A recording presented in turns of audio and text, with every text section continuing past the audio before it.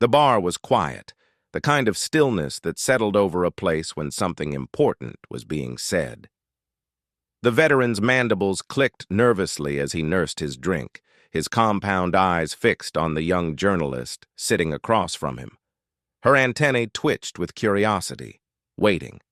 He had been through battles no one could imagine, and now he was about to tell her why they lost the war. "You want to know why we lost?" he said, his voice low, his tone laced with both bitterness and a kind of weary acceptance. The journalist leaned forward, notebook in hand, her recorder silently blinking in anticipation. The veteran's mandibles clicked again, sharper this time. "I'll tell you why we lost. It wasn't because we didn't have the firepower. It wasn't because our ships were inferior or our weapons outdated." He paused, eyes narrowing as if seeing the war again in the flickering light of the bar. "It's because we were never meant to fight them in the first place. We never stood a chance against those psychotic primates." The journalist's antenna stiffened, a sign of both surprise and intrigue. Her world, one of calculation and order, had always viewed war as a predictable sequence of strategy, technology, and power. But this sounded like something else entirely. The human conflict, the Caether War, had been spoken of in hushed tones, never in detail. Most veterans, like the one before her, preferred to bury their memories. But here, now, was a man who was ready to share the story, the full, unvarnished truth. "You think you understand violence?" the veteran continued, shaking his head slowly. "But you don't. You think you know combat? You don't know the half of it." He took a long drink from his glass, eyes lost in the memory of something far worse than just war. "Let me explain something about humans." The journalist's pen hovered above the page, eager to capture every word. She had heard rumors, yes, but hearing it from someone who had lived through it, someone who had seen it firsthand, was something entirely different. She listened closely, ready to hear how humans had become the most feared species in the galaxy, the gods of war, as they were sometimes called. "They turned war into an art form," the veteran said, his voice rough, a low rasp of anger and disbelief. "Long before they ever left their gravity well, humans were figuring out ways to destroy each other. Weapons of metal, of fire. They were sharp, crude tools. But that's the point. While we were perfecting plasma weapons and shields, they were perfecting how to kill with less, with rocks, with metal, with anything at hand." The journalist blinked, surprised. "But that's primitive," she said, her voice a mixture of disbelief and challenge. Primitive was the last thing that should have worked against a species like theirs, one with unmatched technology, one that prided itself on precision. "Primitive?" the veteran scoffed. "Let me tell you about primitive. During our first engagement, we deployed state-of-the-art battle formations, perfect geometric patterns optimized by the finest military AIs. His mandibles clicked again, this time with a touch of bitter humor. "You know what they did? They looked at our perfect formations and laughed. And then they threw rocks at us." The journalist blinked again. "Rocks? Not just rocks. Tungsten rods, dropped from orbit. Rods from God, they called them." The veteran's voice grew cold like the distant stars beyond the bar's viewport. "Pure kinetic energy. No radiation, no fancy energy signatures. Just death from above. And it worked." The words hit the journalist like a slap. "But that's impossible.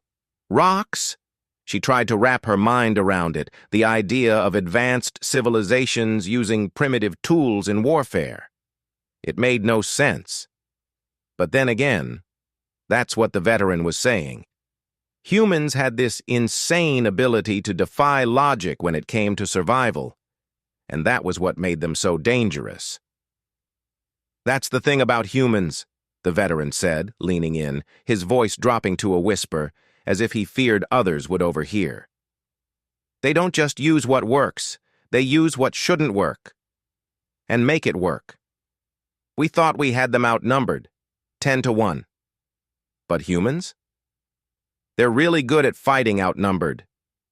They've got this mythology about fighting when the odds are stacked against them. You ever heard of Thermopylae? The journalist nodded, her thoughts racing as she recalled ancient history.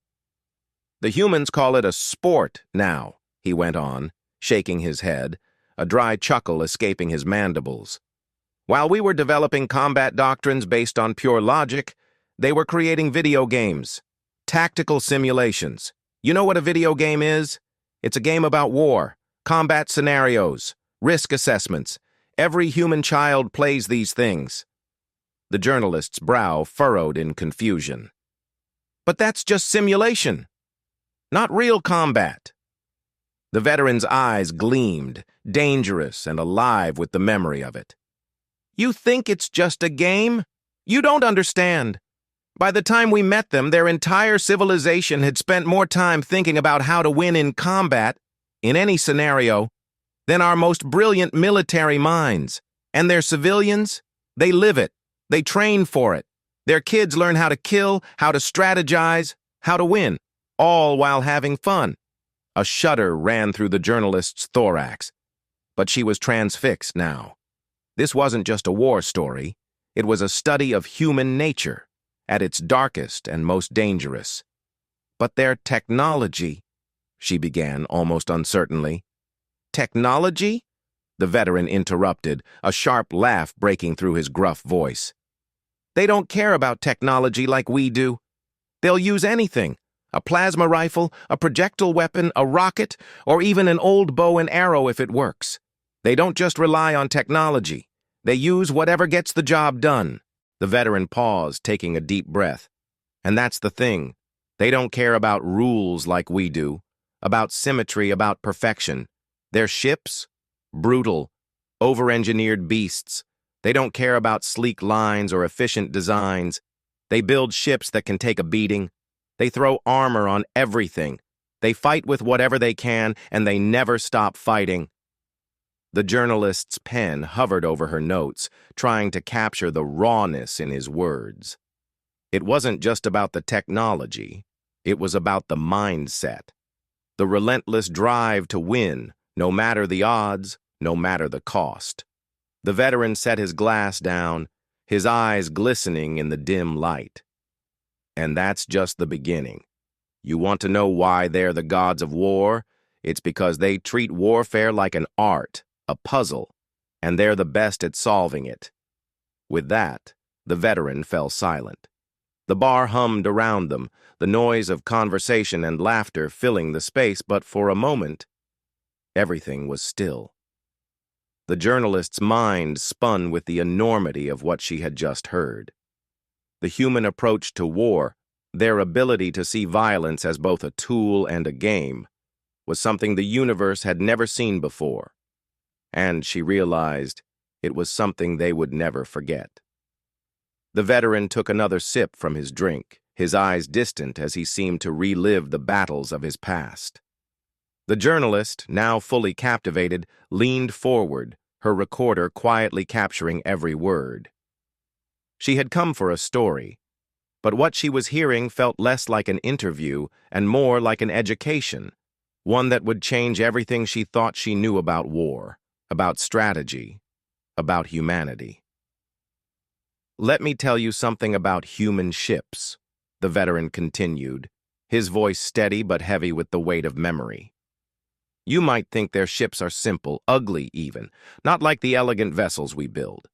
We put a lot of time and energy into making our ships perfect, sleek, efficient, designed to maximize energy output. Every inch has a purpose, a goal.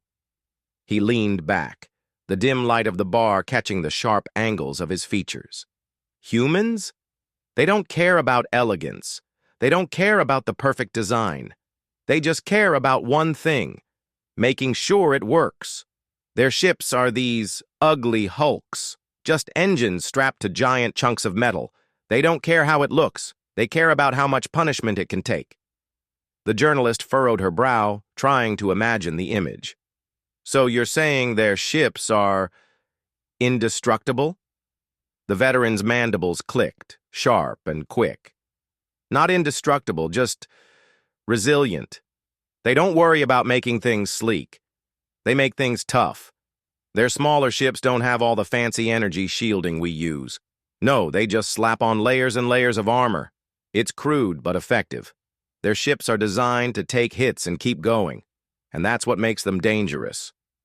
A quiet laugh escaped the journalist, incredulous. That sounds inefficient. The veteran's compound eyes glinted. Inefficient? Let me tell you about efficiency. During one of the largest battles of the war, we thought we had them cornered. Our fleet had the perfect position. We had them outnumbered, outgunned, and surrounded. Every tactical calculation said they were finished. And then they did something we never saw coming. They destroyed their own fleet's communications, launched boarding parties using nothing more than chemical rockets. Chemical rockets. The veteran's voice had risen now, shaking with the memory. We had the most advanced ships in the galaxy, with the best armor, the best weapons. And they? They fought with nothing but pure desperation, raw creativity, and sheer willpower. And it worked. They breached our hulls, slashed through the armor with nothing but burning metal. No plasma cutters, no fancy beams, just fire, just heat, and they did it while singing. The journalist blinked. Singing? The veteran paused, a long breath escaping him, before he gave a low, dry chuckle. That's the thing about humans. They're insane, and they enjoy it. They have this culture of embracing pain, of finding joy in even the darkest places. While they're cutting through your ship, they're singing. The journalist shook her head, trying to process it. But why sing? What's the point of that?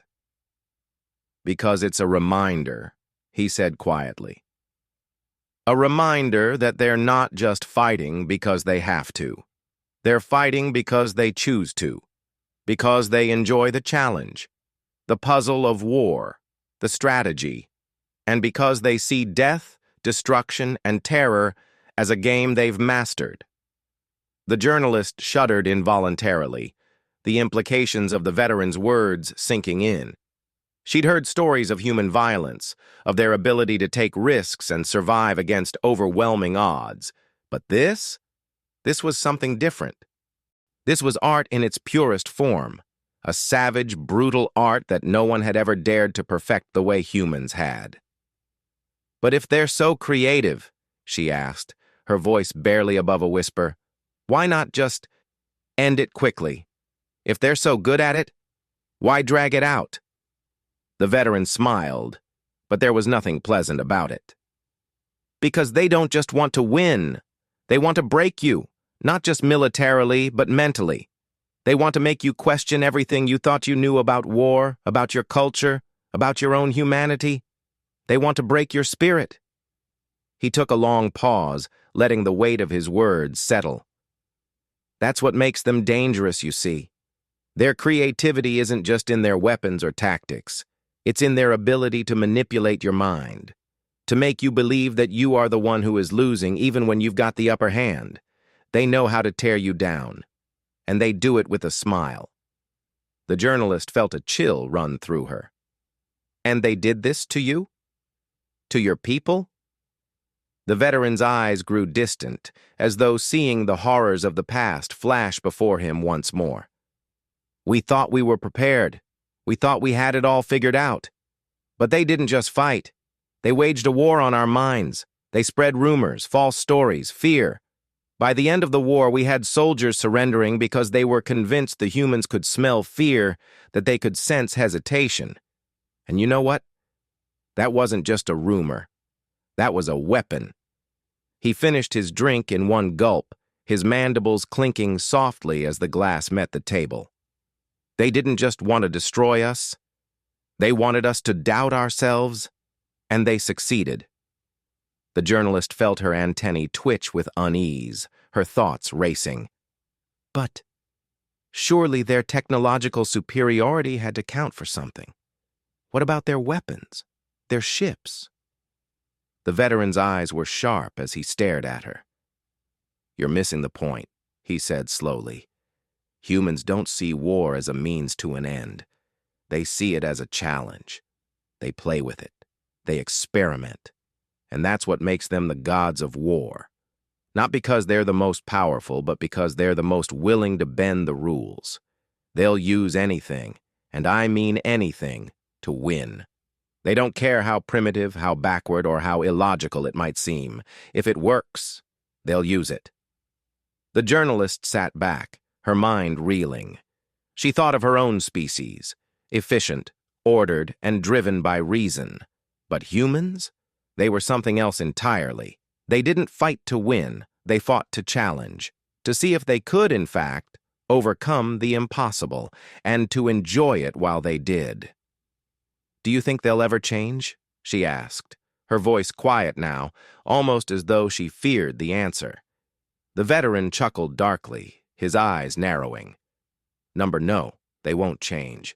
They're too good at it. And that's what makes them the most terrifying species in the galaxy. They've found a way to turn war into an art form, and they love every minute of it. He stood, his movements slow, deliberate. The journalist watched him leave, the weight of his words still heavy in the air, still sinking into her mind. She had thought she understood what war was, what it meant. But this was something beyond her comprehension. The humans, the gods of war, had a deeper understanding of conflict than any species could have imagined. And she had just begun to scratch the surface. The quiet hum of the station was a distant murmur as the veteran walked away, his heavy footsteps slowly fading into the background noise of the bar. The young journalist, still sitting at the table, felt the weight of his words lingering in the air. Everything she had thought she understood about war, about conflict, had been turned upside down. Humans were no longer just another species to be studied from a distance. They were something far more dangerous, far more complex than she had ever imagined.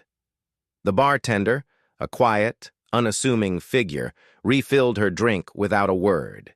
She didn't thank him. She didn't need to. Her thoughts were too consumed with the implications of what she had just learned. She had come here to write a simple article, a piece on the infamous human Seether War, to capture a first-hand account of the battle, the strategies, the victories and losses. But now, she realized, there was no simple way to tell this story. She was grappling with something much bigger, something that transcended tactics and battles. Humans didn't just fight wars, they lived them. And it wasn't just about winning, it was about understanding the nature of conflict itself, the underlying art that made them the gods of war. Not everything is about war, she murmured, almost to herself. As if in response, a voice interrupted her thoughts. It was the same human officer who had approached her earlier, the one who had shared that unsettling story about human warfare. He was standing just behind her, his expression unreadable, yet somehow knowing. He had been listening.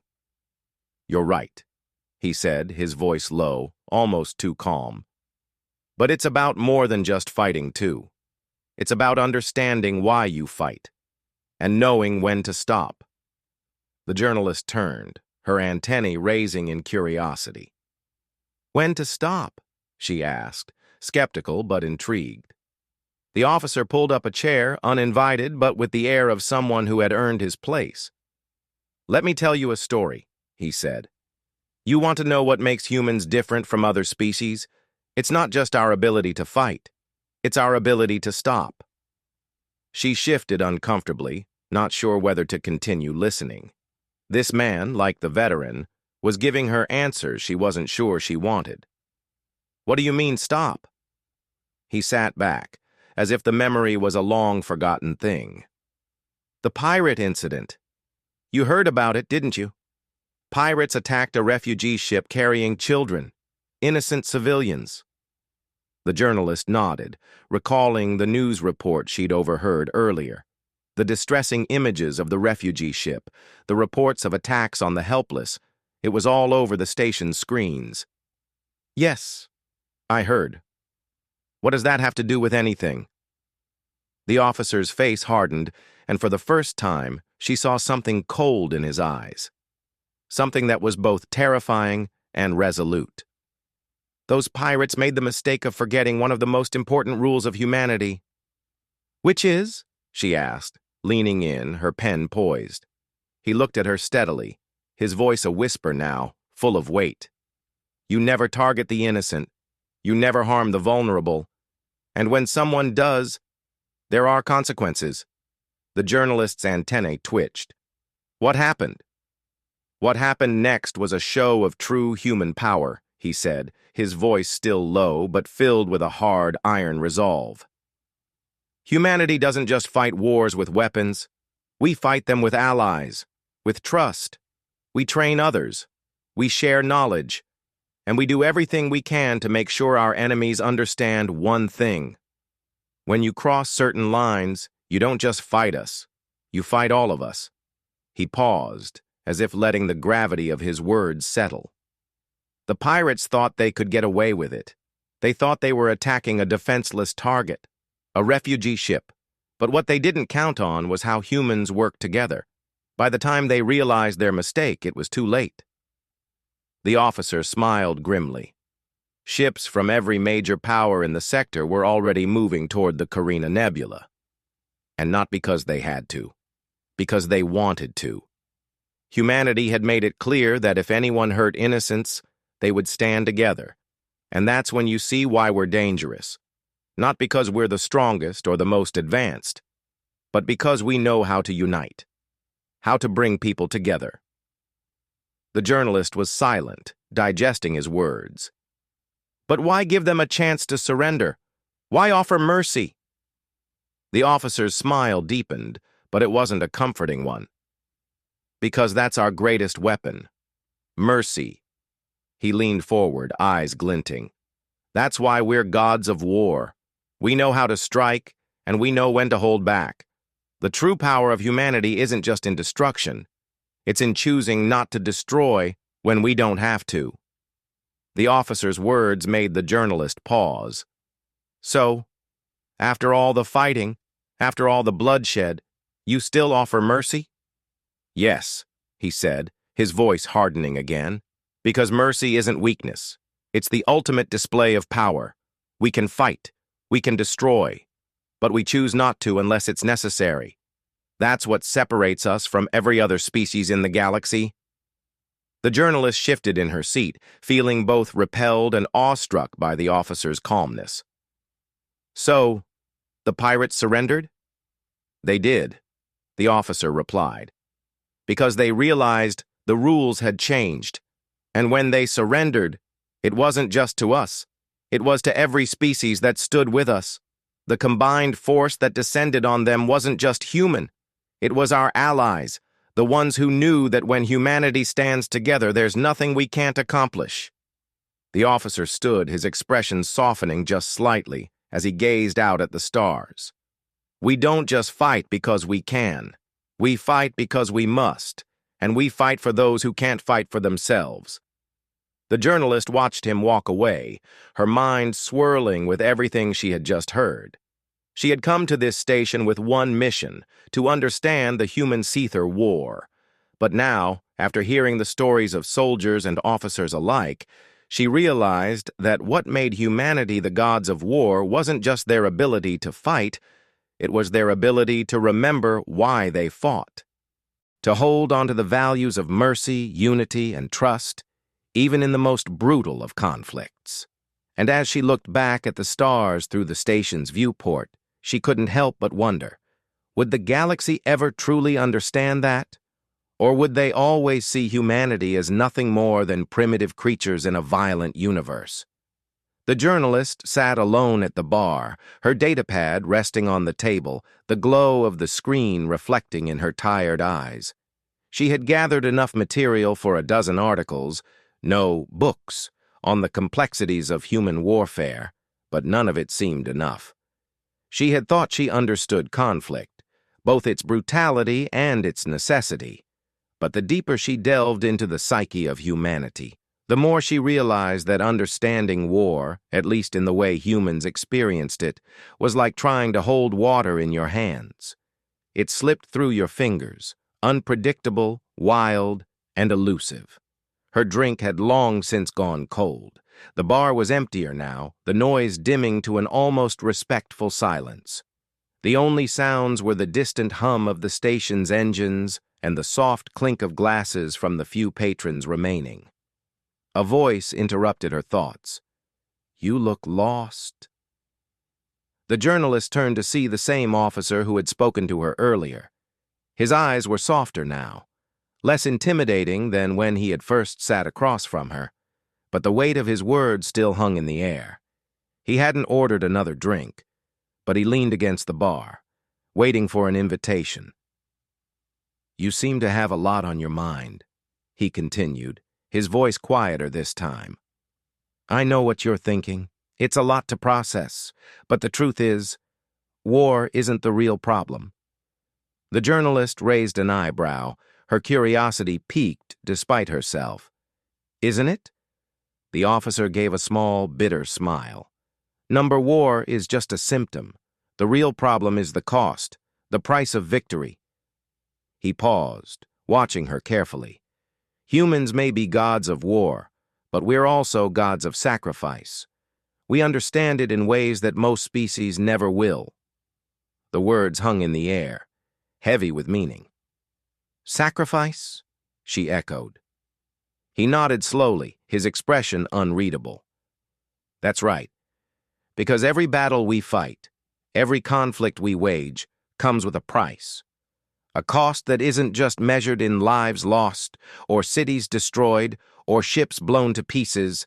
It's measured in the human cost, the toll it takes on us, on our spirit, our soul."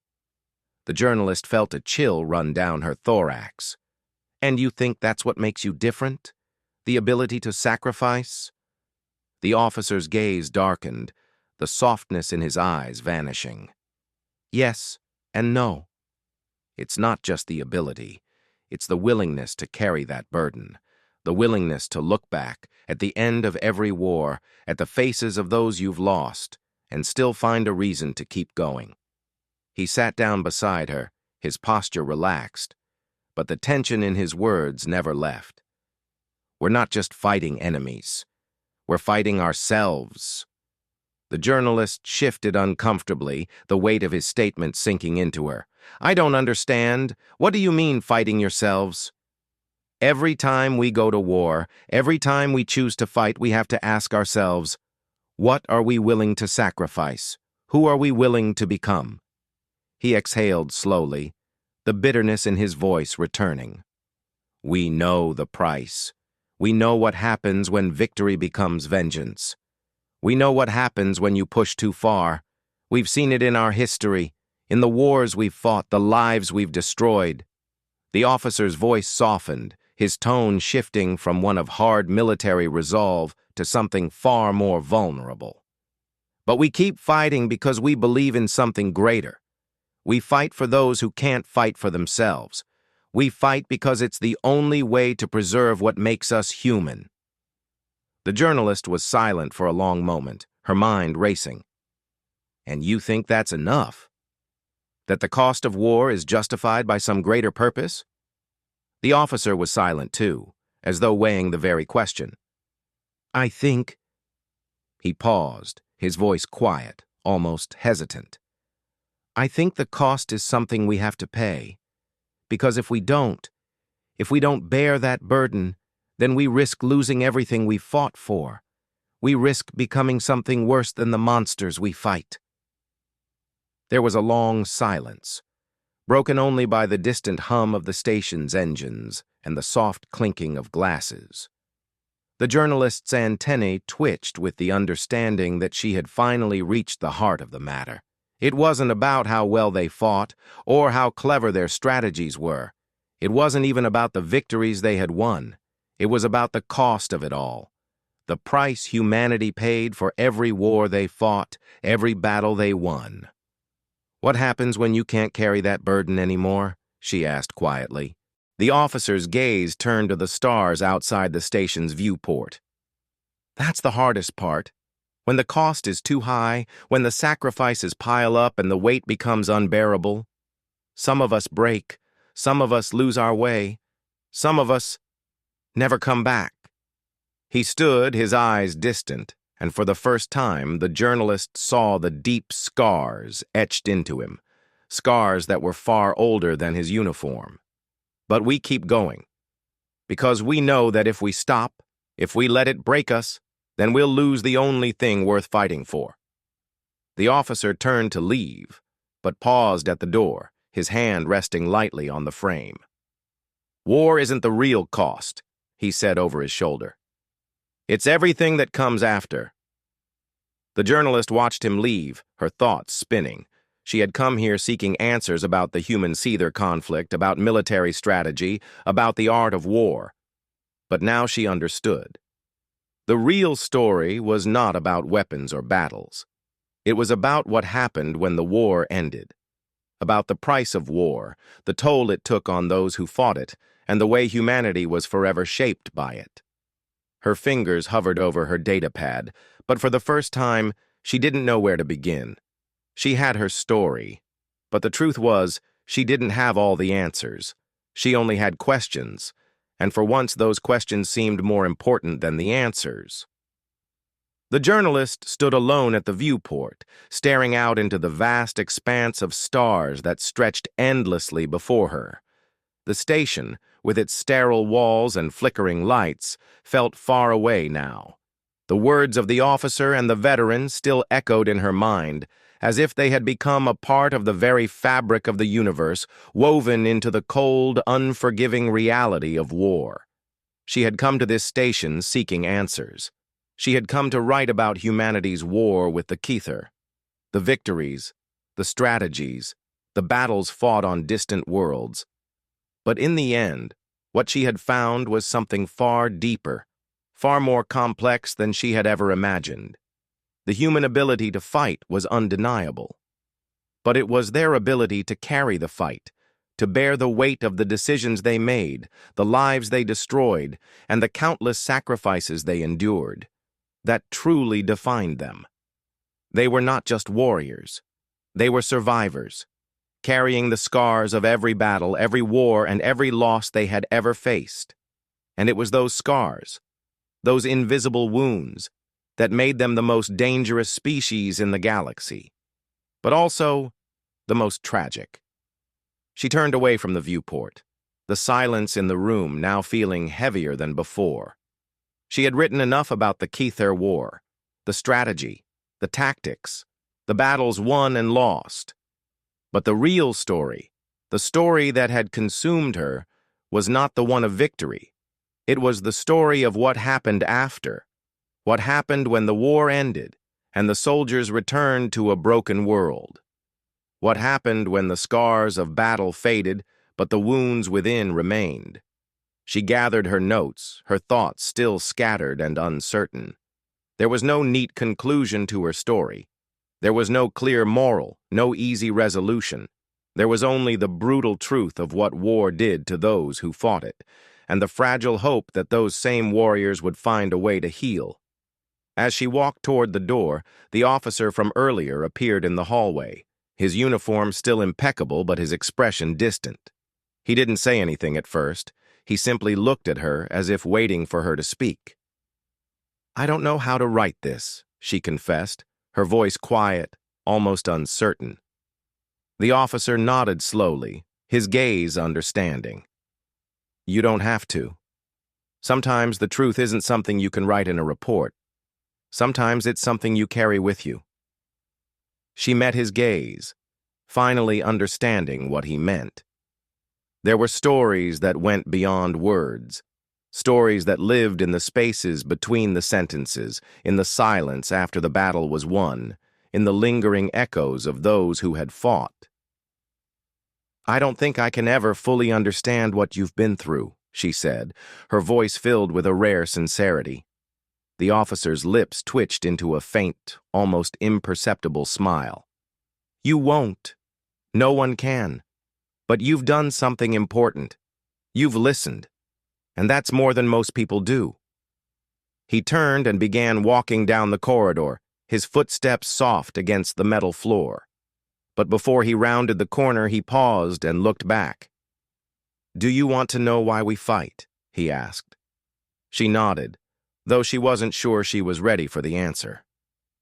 "We fight," he said softly, "not because we enjoy it, not because we're bloodthirsty or ruthless. We fight because we remember. We fight because we know the cost of peace. We fight because there's always someone who needs protecting, someone who can't fight for themselves." He smiled again, though this time it was tinged with something like sorrow. "And we fight because, in the end, we're all that stands between the darkness and the light." The journalist stood in the empty hallway, her thoughts a whirlwind. She had come to uncover the story of a war, but she had uncovered something far more profound: the cost of victory, the price of humanity's relentless pursuit of peace, of survival, of hope. She knew that her work was far from over. She had a story to tell. But it would be a different story, one that was not just about the brutality of war, but about the legacy left in its wake, the scars of those who had fought, and the hope that somehow, some way, they would find a way to heal. She walked to the station's exit, her datapad still in hand. The final words of her article were already forming in her mind, but she knew they would never be enough. No words could truly capture the depth of what she had learned here. The truth of humanity's war was not just written in victories, losses, or strategies. It was written in the quiet moments after the battle, in the endless scars left behind, and in the resilience to keep fighting even when the cost was too high. As she left the station, she looked up at the stars one last time. The universe seemed endless, and yet, in that vast expanse, there was something undeniably human. The capacity for destruction and creation, for mercy and violence, for war and peace. Humanity had learned how to fight wars, yes, but they had also learned how to remember, and that, she realized, was what made them both gods of war and ultimately survivors of it.